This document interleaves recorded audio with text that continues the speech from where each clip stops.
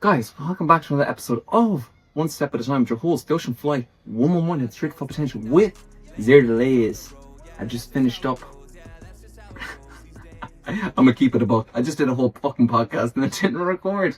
Oh my god. So you know what I thought what I'd do? Instead of getting angry, I adapted. I thought, let me take the 10 takeaways and things that stuck out that I said in the fucking whole podcast in one quick 10-minute episode. So here are the top 10 things, my takeaways from this lovely place in Cacaveras, where me and the Exhale crew spent the last month of January plotting, planning, establishing new systems and growing as a gang and as a unit. So here are my top 10 takeaways. Number 1, there is such power and opportunity when like-minded people come together and not only share the same purpose of work, but the same purpose and same moral compass. And that's just been a huge thing in this trip.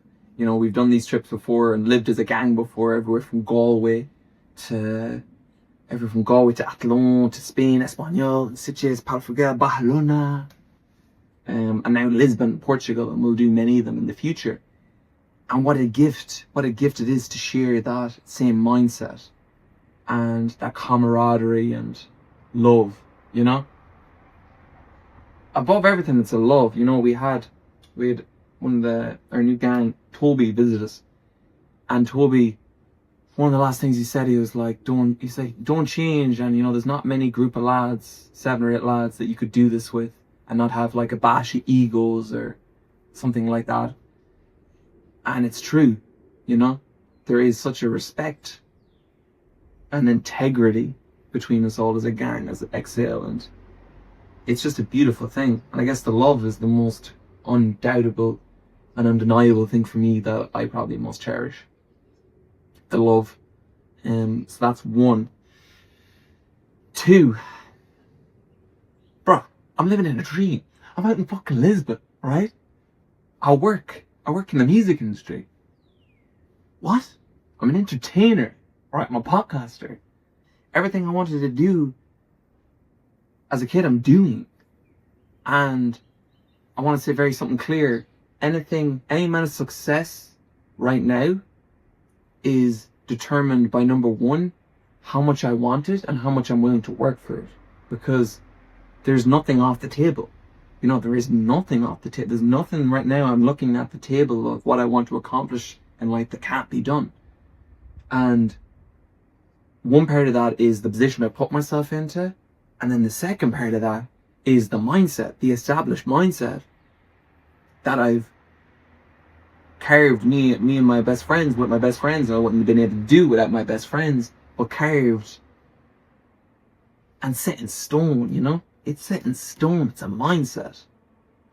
And the more you work on that mindset, the stronger it gets. And bro, when you start to get like wins, real wins, that evidence, you know, saying to my best friend Nathan Sheridan around the world, like, young Nate Sheridan. I was saying to Nathan, you know, sometimes it's hard for people to get that first win. But once you just need one win to point as evidence. He was on about one of his friends got his driving license. I was like, man, that's all you need. Like, he got his driver license. That's a massive win. Use that. Use it as fuel. Like, I can't wait to I haven't got my driver license. I know once I get that, man, I'm going to feel like an animal. Another win. You know, sometimes you just need that one win to get you going, to hit that mentality, break that mentality and go, I can do it. Don't worry about the times I couldn't. There's evidence. Just strive for that first win. That first win could be your drive license. It could be just getting to the gym 3 times a week. It could be working on some of the biggest campaigns in the world. Flex! Shout out all again. Anyway, I had to work very hard to get there. But you get what I mean. It's the wins just for before the marathons, the wins were just getting a jog in, 3 jogs every week. So what is that win? Number 3,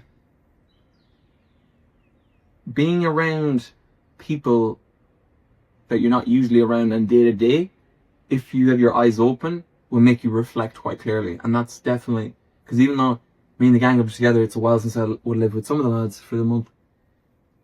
And one of the things was my eating.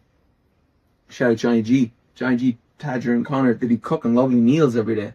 And my eating was bad before I came to Lisbon.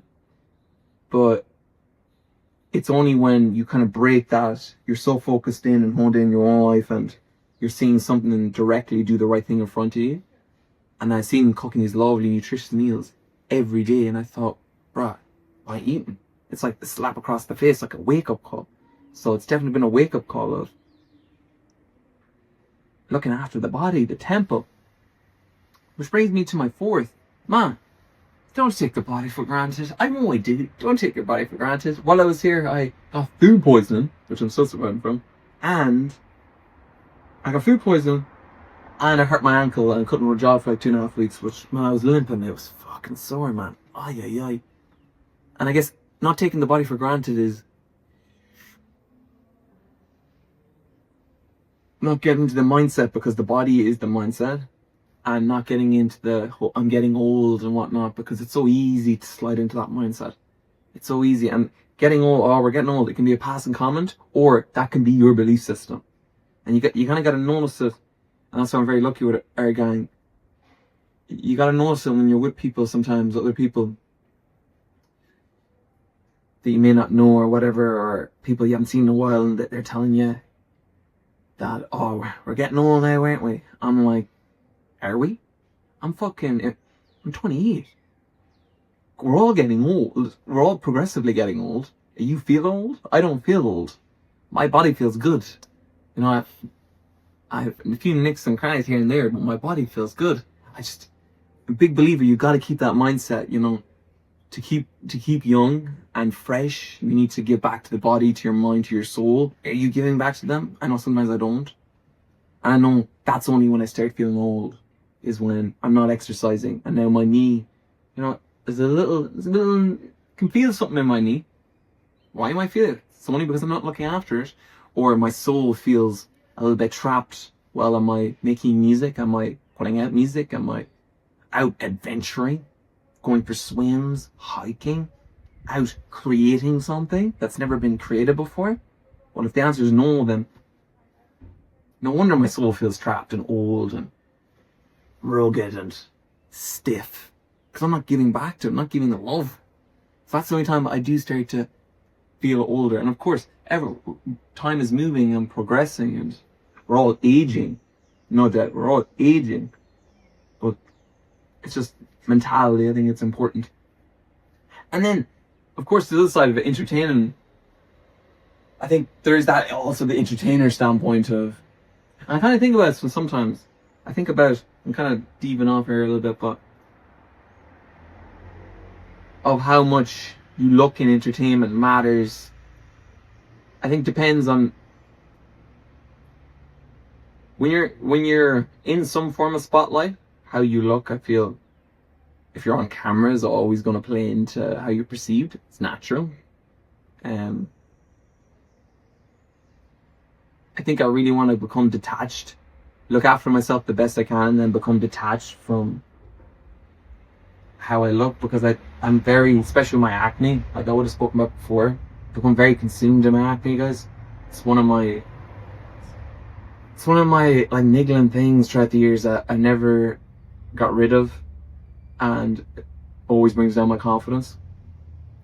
And even to now, I don't know how it looks on camera, but it's like I don't have a skin routine at the moment. I have to get a new one, but I'm kind of going away from the matter of fact. Go back to feeling young.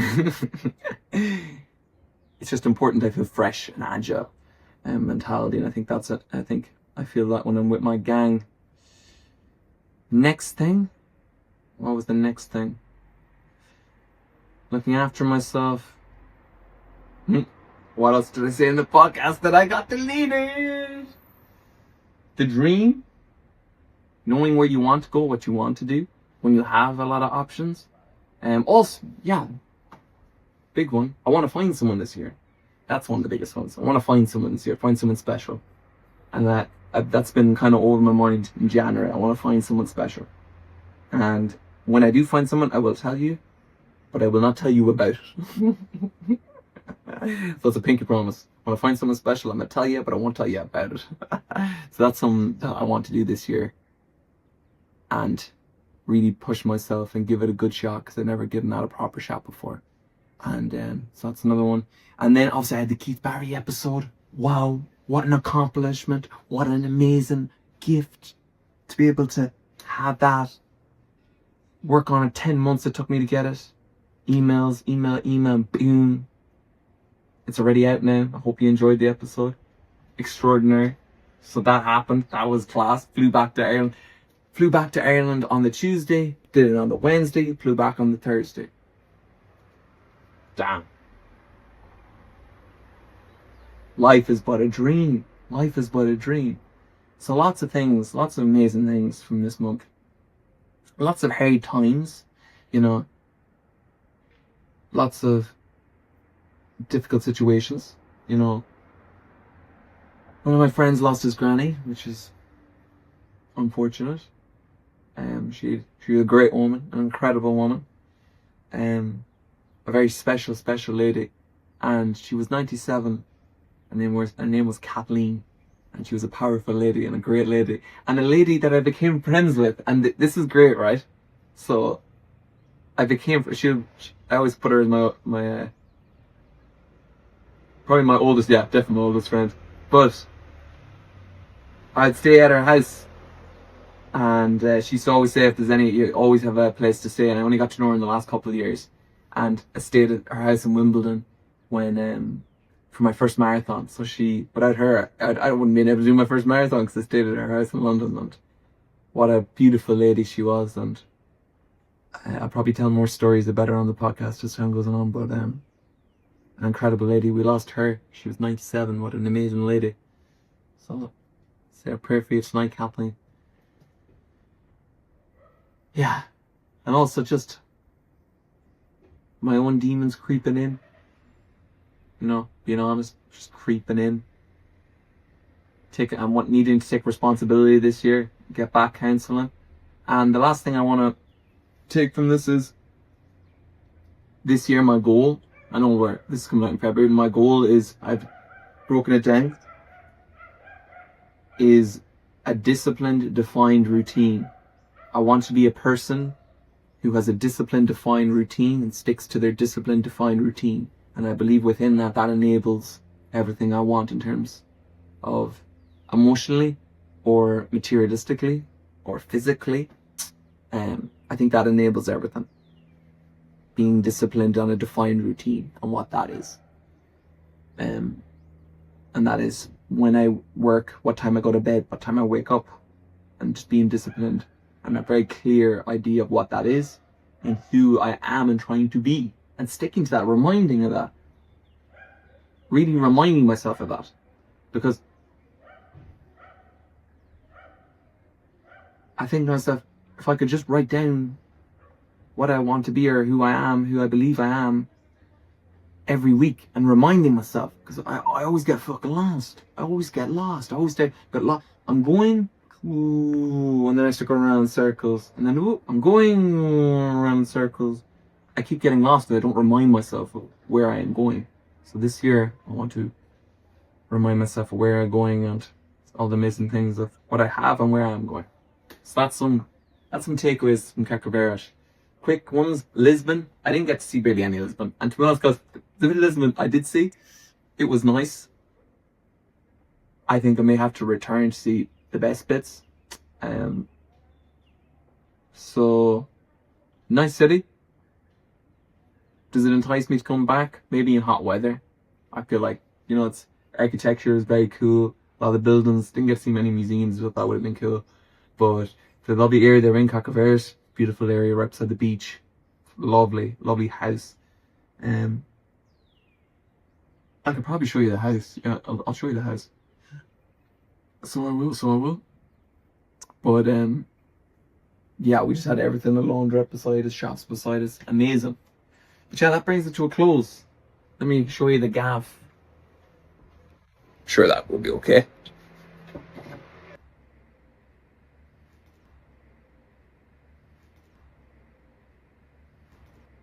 1 second.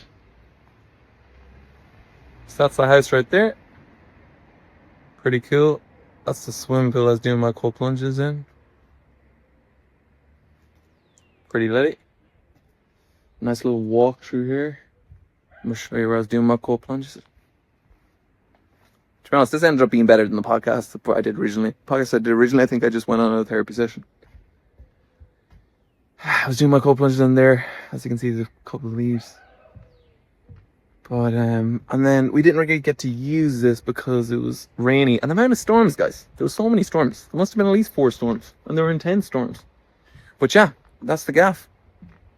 That brings this episode to a close. Guys, appreciate you listening always. It's been another episode of One Step at a Time, your whole social flight. 111 heading straight to full potential with 0 delays. And as I always tell you guys, for the love of God, before we leave, give yourself a hug. Come on, give it to you. Good pat on the back. I love myself. Tell yourself, I love myself. I love myself. Don't have a good day, have a great day. Get out of here, you silly rascal. Pow.